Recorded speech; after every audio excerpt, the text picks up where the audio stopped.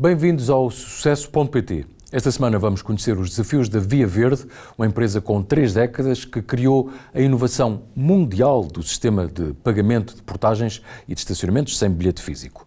A empresa fatura cerca de 55 milhões de euros, emprega 200 pessoas e tem 5 milhões de veículos a usar o identificador entre 3 milhões de clientes. Esta empresa, detida em parte pela Brisa, exporta serviços tecnológicos para os Países Baixos, para os Estados Unidos, Índia ou Brasil. Na sede, perto de Cascais e Oeiras, o Presidente Executivo Eduardo Ramos revela os planos de reinvenção e de internacionalização da Via Verde. Eduardo Ramos, muito obrigado pela disponibilidade de agenda para falarmos da Via Verde. Como é que está a empresa? Muita gente utiliza em Portugal, não apenas em Portugal. Para já, quantos utilizadores há atualmente? Bem, antes de mais, Luís, boa tarde, muito obrigado pelo convite. Acho que é ótimo podermos conversar sobre temas que nós tipicamente falamos de uma forma mais formatada, mais formal. Acho que é importante conversarmos sobre o que são estes casos portugueses e tenho visto alguns casos que o Luís tem divulgado e são de facto histórias muito importantes para nós enquanto país. Hoje em dia servimos 5 milhões de identificadores que estão nas viaturas, que são os nossos clientes no final do dia, com as pessoas que circulam nelas e os bens que são transportados. Clientes individuais são cerca de 3 milhões e processamos por ano aproximadamente 600 milhões de transações. Portanto, estamos a falar de muitas transações processadas por dia, por minuto, por segundo, que no fundo fazem funcionar o sistema nervoso da mobilidade em autoestradas, mas também em parques, em carregamentos elétricos, em abastecimentos de combustíveis, em farmácias. Portanto, a mobilidade foi crescendo claramente do carro para fora do carro. Portanto, em termos de grandes números, são esses os números da Via Verde hoje em dia. Mas quando falamos de 3 milhões, é sobretudo em Portugal ou, havendo também uma dimensão internacional, conta também algum mercado lá fora? Para já em Portugal, estamos no nosso primeiro processo enquanto Via Verde de crescimento internacional. A Via Verde cresceu sempre internacionalmente através de outros negócios associados do Grupo Brisa, mas enquanto Via Verde, portanto com os acionistas Brisa e a Ascendi, estamos agora a fazer a primeira implementação do primeiro projeto na Holanda, que ganhámos uma concorrência forte, mas fomos capazes de o fazer e entrará agora em exploração na primeira metade do ano para entrar em definitivo um túnel muito complexo na Holanda, no meio dos diques, em dezembro deste ano. Portanto, no sul dos Países Baixos? No sul dos Países Baixos, na zona de Roterdão, um porto bastante complexo, um dos maiores portos do mundo, que decidiu ter ali um modelo de cobrança eletrónica de portagens numa via muito complexa que eles precisavam de financiamento e optaram pelo princípio do utilizador-pagador para esta infraestrutura. Mas já que falamos de mercados internacionais, os principais utilizadores da solução Via Verde, quem é que são? Portanto, agora este projeto, de facto, nos Países Baixos, mas quais é que são?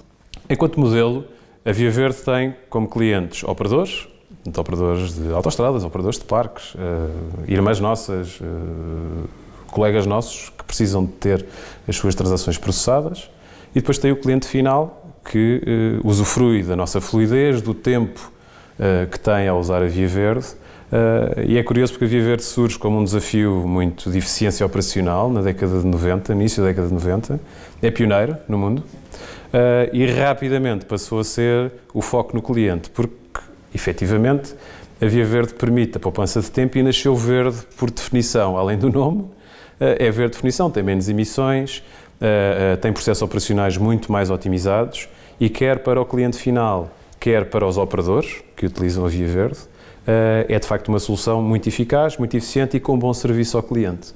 Do carro, depois acabou por sair do carro para outras soluções que hoje em dia utilizamos em Portugal e outras regiões do mundo utilizam quando exportamos através da nossa irmã A2B a tecnologia para outras geografias.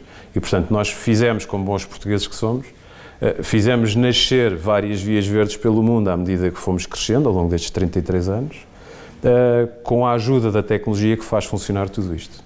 Portanto, nós, na base, somos uma empresa de inovação e de tecnologia.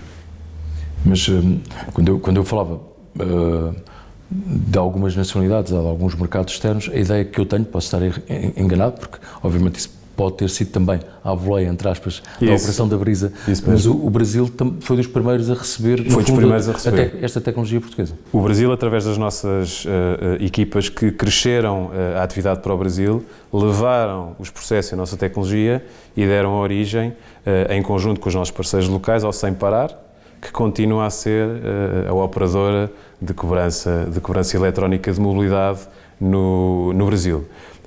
Por outro lado, Estados Unidos, em que também aplicamos a nossa tecnologia no estado do Colorado, Holanda, à qual regressamos agora com a marca Via Verde e não tanto só com tecnologia, portanto já com todos os processos associados à tecnologia, e também, curiosamente, na Índia, portanto a marca que funciona na Índia, que se chama EasyWay, também foi originada pela tecnologia da Via Verde, quando tivemos uma joint venture com parceiros indianos. Eu faço essa pergunta precisamente pela oportunidade de crescimento de mercado, porque tem a tecnologia e tem também a possibilidade de crescer a própria marca, podendo chamar outros nomes que não Via Verde. Nos países populosos, como acaba de referir, como o caso da Índia, ou obviamente dos Estados Unidos, tem potencial enorme de expansão, mas há uma concorrência muito forte, ou não? Sim, são mercados com oportunidades de crescimento. Esta tecnologia tem sido afinada ao longo dos anos, portanto nós temos feito muito trabalho de inovação com a nossa rede aberta de inovação com as universidades portuguesas e não portuguesas para continuar a afinar a solução. E hoje existem 2 grandes players mundiais desta solução, somos nós e uns colegas italianos, que depois aplicam essa mesma tecnologia nestas mesmas geografias. O crescimento, evidentemente, em Portugal já começa a ser bastante difícil de atingir, e é normal que assim seja, é também um mercado mais pequeno, e continuamos a olhar, falo-lhe da Holanda, mas estamos a olhar para outras geografias de crescimento, nomeadamente nas Américas, nos Estados Unidos através da nossa tecnológica, mas noutros países da América Latina também. Mas no fundo o desafio é sempre, seja em autoestradas, seja em parques de estacionamento, é sempre o desafio da mobilidade. Sempre. Como é que vê? Mas no fundo é um negócio de gestão, no fundo da eficiência tecnológica na mobilidade. Como é que vê em Portugal, mas não apenas em Portugal, nos mercados onde estão, este tema da mobilidade? Bem, acima de tudo, é um setor incontornável, e a pandemia ensinou-nos isso, o movimento faz parte da vida. Portanto, todos nós nos queremos continuar a mexer e depois da pandemia isso ainda foi mais evidente. Adicionalmente, a mobilidade precisa de conveniência, precisa de conforto, precisa de diversidade, precisa de segurança, mas também muito hoje em dia de sustentabilidade. Nós não vamos conseguir ter modelos baseados naquilo que conhecíamos no passado e temos modelos muito mais sofisticados do ponto de vista de pegada carbónica. Depois, a mobilidade vai ser cada vez mais conectada, até à mobilidade autónoma, e a Via Verde tem que ter um papel aí do ponto de vista tecnológico, a Via Verde e todos os operadores de mobilidade como um todo, e adicionalmente uma mobilidade também mais inclusiva, uma mobilidade que não olhe só para um meio de transporte, mas para uma combinação de modos de transporte, porque as cidades vão continuar a crescer. Portanto, a malha urbana vai continuar a densificar e nós temos que conseguir ter soluções que tenham, obviamente, a viatura individual, mais exclusiva, digamos assim, mas também outros modos de transporte, porque não é sustentável termos toda a nossa base de transporte só num veículo. Temos que ter aqui uma combinação de veículos e é esse o caminho que a mobilidade vai seguir. Depois fala-se, mas isto já estamos a falar de futurismo e aqui na nossa veia inovadora, a mobilidade também acabará por ter outros layers adicionais. Hoje há muita exploração de mobilidade aérea urbana, que em malhas urbanas ainda mais densificadas também será uma evidência. Mas em meios de transporte, por exemplo, transporte aéreo que acaba de referir, ou ferroviário, faria sentido a Via Verde entrar por aí? Faz todo o sentido a Via Verde facilitar a mobilidade dos nossos clientes.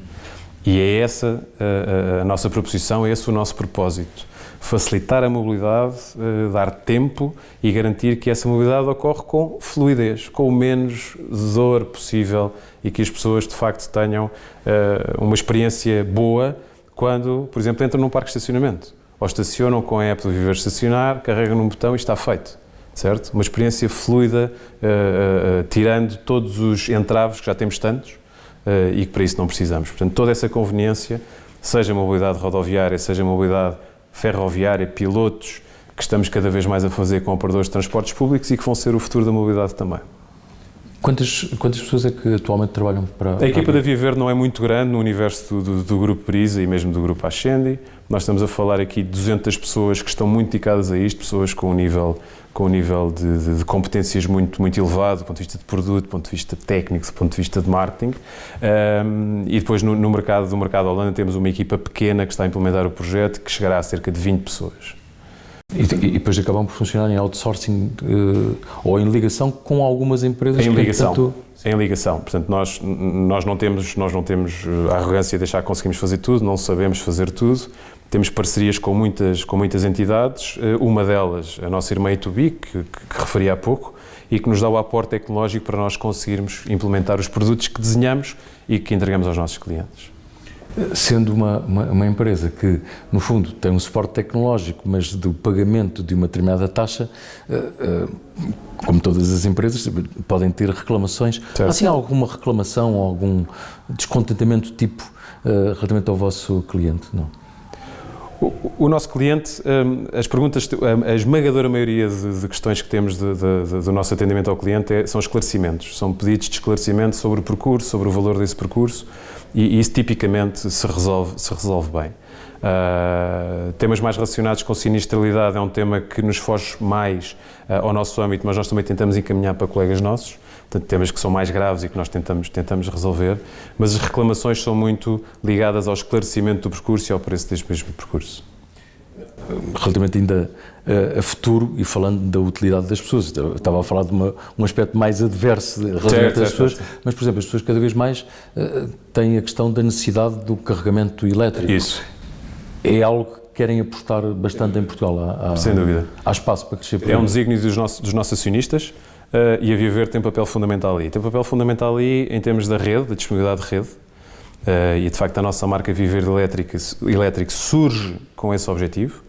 Depois, um objetivo de, eu vou-lhe chamar educação, ou conseguir que as pessoas estejam menos ansiosas quando pretendem adquirir um veículo 100% elétrico. Obviamente aqui depois precisamos ter também um conjunto de incentivos fiscais, como outros países têm, que consigam baixar o preço dos carros elétricos. Isso está a acontecer, de facto temos vindo a assistir a isso. E a mobilidade terá que ser descarbonizada, elétrica, o que seja, mas tem que ser descarbonizada. Caso contrário, todos os objetivos que temos em termos ambientais não vão ser cumpridos, enquanto país, enquanto Europa, enquanto mundo.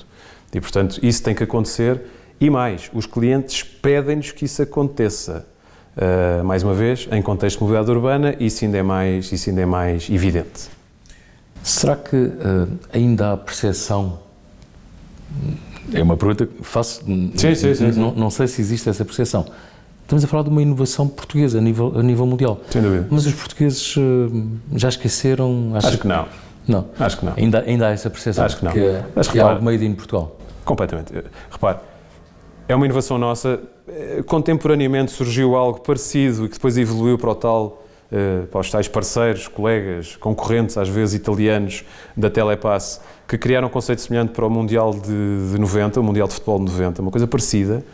E nós criámos aqui, aliás, muito perto daqui, esta tal via verde, via dedicada, para termos melhor gestão daquela capacidade e rapidamente percebemos que os clientes gostavam dessa solução. Mas a própria Via Verde entrou no léxico português, quer dizer, quantas vezes ouvimos falar da Via Verde do medicamento, da Via Verde do coração, fiscal. A Via Verde fiscal, e nós ficamos contentes com isso. É um orgulho para nós, para mim e para todos aqueles que estiveram aqui antes e que vão continuar a servir a empresa. É um orgulho que a Via Verde seja algo português, feito de Portugal para o mundo, com tecnologia portuguesa, das nossas universidades. As nossas universidades são das melhores universidades do mundo do ponto de vista de engenharia. E continua a fomentar essa ligação com as sempre, faz todo sentido. É de facto gente brilhante, muito boa, muito disponível e que responde muito bem aos desafios que lhe são colocados, do norte a sul de Portugal, e de facto é um privilégio conseguirmos ter este ecossistema universitário de engenharia, mas não só, mas eu estou aqui a focar na engenharia porque de facto a Via Verde tem muito de tecnologia ligada a sistemas, ligada à eletrotecnia, e isso continua a ser muito importante para nós, coisas que às vezes os clientes até visivelmente nem reparam, mas que é mais rápida, que é mais eficaz, que tem menos temas para resolver e mesmo para os operadores consegue ser muito mais eficiente. Na rubrica À Minha Maneira, eu costumo perguntar, neste caso, quem é o Eduardo e qual é o seu estilo de gestão e de liderança? Bem, eu não sou a melhor pessoa para falar sobre isso. Acho que as pessoas que trabalharam comigo e que trabalham comigo são mais indicadas, mas em todo o caso eu faço o possível de acordo com o que tenho, com o que posso dar, para que quem trabalhe comigo e quem trabalhou comigo cresça, se desenvolva, tenha um projeto de crescimento e tenha uma luz de crescimento com eles. Caso não seja assim, dificilmente as pessoas estão motivadas quando se levantam de manhã. E, portanto, sem essa luz, sem essa projeção, é muito difícil as pessoas darem aquela milha extra ou aquele quilómetro extra. E tento que sejam o mais autónomas possível, responsabilizando-as, evidentemente, mas dando desafios, sendo claro nos desafios e suportando a entrega sempre que precisarem de ajuda. Mas o mais importante é que as pessoas tenham uma ambição e um plano de crescimento e que saibam que esse plano de crescimento está a acontecer. E isso teve a ver, já agora pegando num aspecto pessoal, digamos assim, de percurso profissional, mas isso teve a ver também com a sua passagem por consultoras, pelo meio académico, mas depois também vários anos de trabalho aqui. Muitos anos de trabalho nesta casa, muitos anos de grandes vitórias, de coisas que também não correram bem, com as quais aprendemos, faz parte do percurso, mas acima de tudo é olhar nas competências que temos e aquelas que ainda precisamos de ter para os desafios que temos pela frente. Isto parece uma coisa muito simples, mas no final do dia parece-me ser sempre o mais difícil, que é o que é que eu aprendi nos últimos 2 meses ou 3, o que é que eu aprendi nos últimos 6 meses ou 12, e o que é que eu preciso de ganhar enquanto competências individuais e coletivas, porque isto atenção, não há aqui as estrelas, Ronaldo só há um.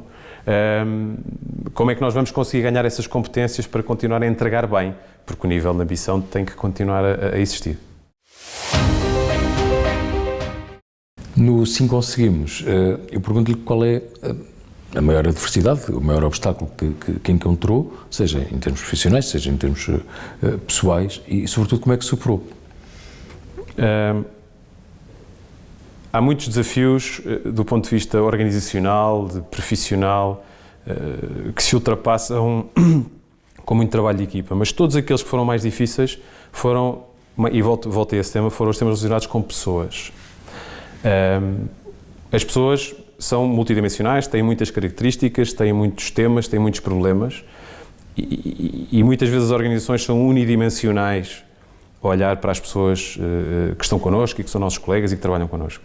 Portanto, os momentos mais difíceis que eu tive, e aqui pessoal ou profissional não interessa, foi sempre com pessoas que tiveram momentos complicados, difíceis e que nós tivemos coletivamente, individualmente eu e coletivamente com as minhas equipas, recuperar e continuar a fazer caminhar essas mesmas pessoas. No final do dia, esses são sempre os desafios mais difíceis. Podia-lhe falar do projeto A, do projeto B, do projeto C, do projeto D, mas o tema fulcral continua sempre a ser as organizações perceberem que estão perante pessoas com N dimensões, que não as entendem todas, e que é importante perceber quando elas não estão a desempenhar bem, o que é que se passa, como é que se consegue trabalhar isso e como é que se consegue ultrapassar essas situações, às vezes com decisões que podem ser difíceis, mas que têm que ser tomadas.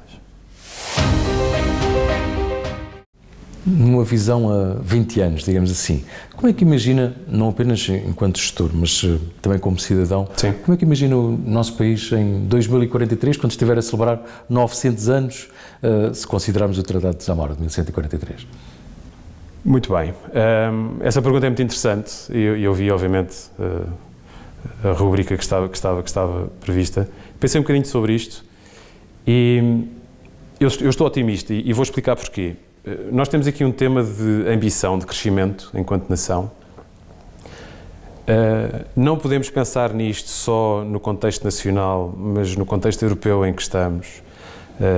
E olhando até para choques internacionais e estímulos internacionais, Mas eu coloco isto em dois temas. O grande tema é a ambição, crescimento. Eu acho que vamos conseguir passar este nível de crescimento quase nulo ou bastante baixo, nos últimos anos um bocadinho mais alto, mas de facto é um crescimento que não pode continuar a ser, com dois temas que temos que endereçar, e chamo-lhe quantidade e qualidade.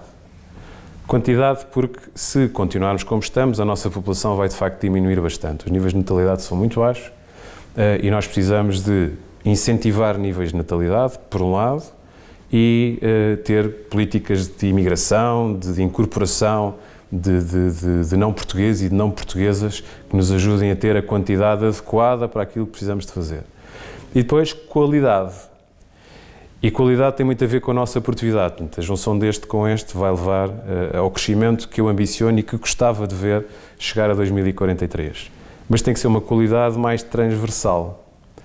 E isto só se faz com um trabalho bastante apurado ao nível do sistema de ensino. Podemos falar de outros temas, mas para mim o fundamental é o sistema de ensino e a forma como ele funciona no país, de forma, lá está, transversal. Porque as nossas elites, as pessoas que têm condições, que têm a oportunidade de estudar, de facto são das melhores do mundo. Mas, infelizmente, existe uma camada muito significativa da nossa população que não tem essas oportunidades, não tem esses estímulos, e nós temos que conseguir fazer isso enquanto nação, porque, caso contrário, a qualidade ligada à falta, a qualidade média mais baixa ligada a pouca quantidade, levará certamente a níveis de produtividade mais reduzidos e a níveis salariais, que infelizmente são aqueles que acabamos por ter em Portugal. Com isto tudo, temos uma posição geográfica única, temos condições enquanto país que dificilmente vemos noutros cantos do mundo e podemos continuar a ser, como somos, uma referência do ponto de vista ambiental. E devemos continuar a tocar essa tecla de transição energética e de fazer bem o nosso trabalho nesse sentido, porque quem tiver esse fator de atratividade no futuro vai conseguir fazer a diferença também na atração dos melhores. Não sou nada fatalista, que estamos a perder.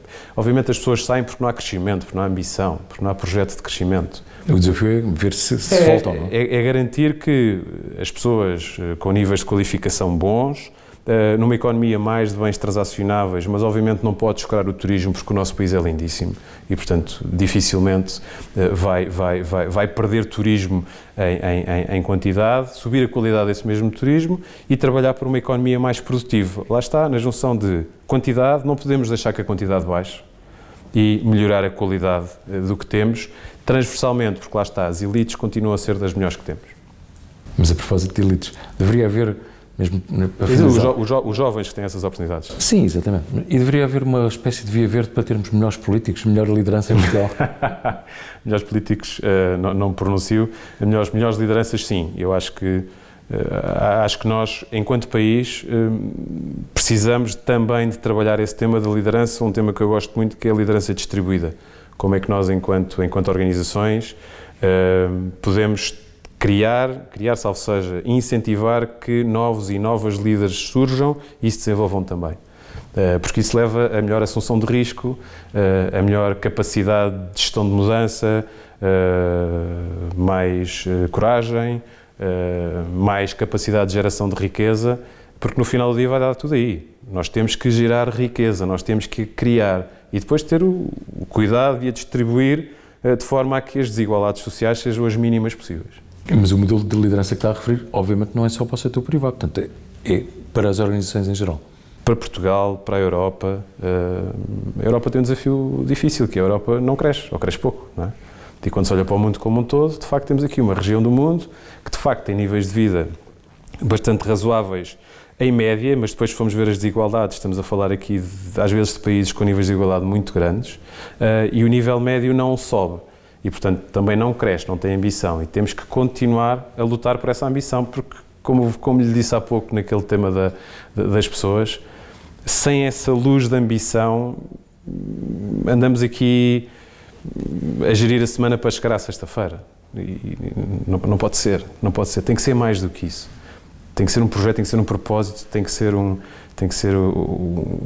desígnio que tem que estar nas lideranças distribuídas. E é um tema do qual eu gosto muito, que é o fomento das lideranças transversalmente nas organizações privadas, do Estado, o que seja. Eduardo, foi um gosto. Muito obrigado. Muito obrigado.